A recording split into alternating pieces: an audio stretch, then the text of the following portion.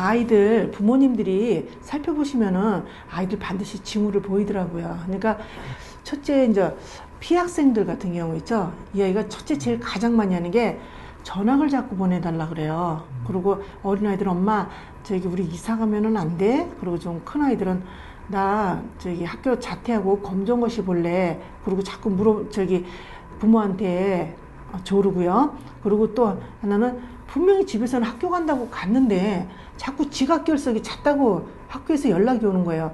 이건 바로 뭐예요? 아이가 학교 가는 게 고통스러운 거예요. 즐겁질 않은 거예요. 이게 가장 아이들 벌써 이게 위험에 닥쳐 있는 거예요. 이게 코앞에 와 있는 거예요. 그래서 이거 빨리 부모님들 이거 해결해 주시지 않으면 정말 아이들 큰일 벌어지기 쉽습니다. 그러니까 이거 잘 살펴보시도록 하고요. 그리고 이 피학생들 같은 경우는 벌써 부모님들이 봐도 달라요. 애가 막 밤에 잘 적에 잠꼬대 하면서 이렇게 아이가 힘들어하는 거 그런 것도 보이고요. 그리고 친구들이 집에 찾아오거나 전화가도 없다 그러고 애가 되게 짜증도 많이 내고요. 그런 것도 있고. 그리고 또 하나 부모님들이 이게 되게 보면 대부분 놓치는 게 뭐냐면 아이들이 직접은 얘기는 안 해요. 얘기는 하는데 아이가 간접적으로 표현을 하더라고요. 한마디로 말해서 엄마 우리 반에 어떤 애 있지? 계속 돈 뺏기면서 매 맞는 애 있다? 그렇게. 근데 그게 남의 얘기처럼 하는 거예요. 그러니까 부모님의 의중을 떠보는 거더라고요. 근데 대부분의 부모님들이 거기서 놓치시더라고요. 그래서 부모님들이 하시는 얘기가 그러죠. 야, 너 걔하고 놀지 마. 괜히 너도 같이 옆에 있다가 같이 당할 수 있어. 대신 애들하고 같이 올려다니면서 너 저기 같이 괴롭히거나 그러면 혼난다. 그냥 그 정도로만 하고 마는 거예요. 그러니까 아이가 부모님한테서 얻는 게 없는 거예요. 그래서 여기서부터 저기 문제들이 또 발생하고요. 그리고 저는 제일 저기 부모님들한테 교육 가면은 부모님들한테 꼭 이야기를 하는 게 애들 좀 소지품 좀 뒤져보라고 합니다. 책가방도 그렇고 그리고 이런 책상 서랍 이렇게 침대 밑에 몰래 좀 애들한테 들키지 않도록 좀 뒤져보라고 하는데요. 근데 거기에서 많은 발견이 되게 됩니다. 그리고 이 피학생 같은 경우에는요. 이렇게 물건이 자꾸 없어지잖아요. 뭐 mp3고 물건이 너무 많이 없어지고 그래서 또 그때 물어보면 애들 친구한테 빌려줬다고 그런단 말이에요. 그러면서 계속 가져오지 않고 그리고 자꾸 물건이 여러 가지가 없어지고 그리고 또 반대로다가 아이가 물건이 자꾸 많이 고가의 물건이 자꾸 생기고 남 모르는 저기 물건들이 여러 개 자꾸 생기는 경우 이럴 경우는 우리 아이가 누구한테 저기 뺏어오고 가해를 하는 거죠. 그런 거를 좀 생각을 해보시면 되고요. 그리고 하나 저기 아이들 되게 자살한 가정들요. 부모님들이 나중에 아이 물건을 치우면서 보는 게 뭐냐면 이 낙서장이나 일기장 같은데 그거를 그때서야 발견하시는데 그 안에 보면 죽고 싶다는 얘기들이 이렇게 많이 써 있어요. 그리고 비관적인 얘기들이 많이 써 있는 거예요. 근데 미리 그런 거를 부모님들이 빨리 그거를 보고 아이를 갖다가 어떤 조치를 취한다면 그렇게 막 잃지 않는다는 거죠. 그래서 이게 가장 중요한 게 애들 소지품점들을 들여다봐야 되는 게 이게 제일 우선인 것 같더라고요. 그리고 또 하나 애가 갑자기 성적이 뚝 떨어져요.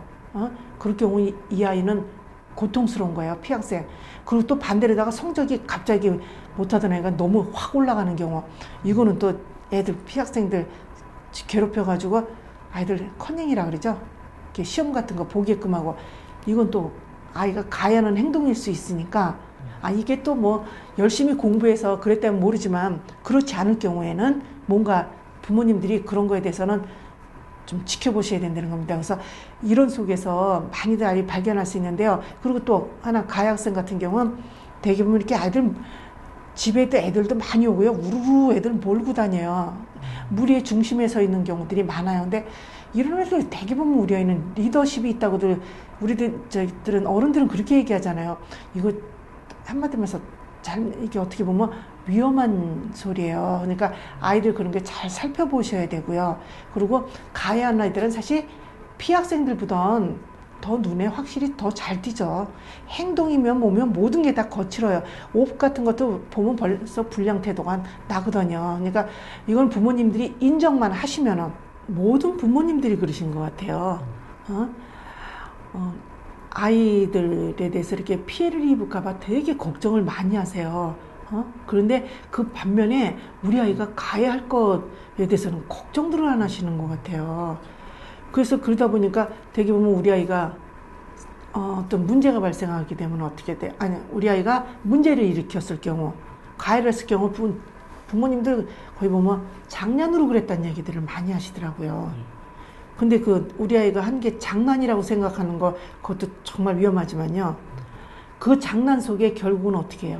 한 아이가 죽음으로 가기도 하고, 한 가정이 파괴가 되게 되는 거예요.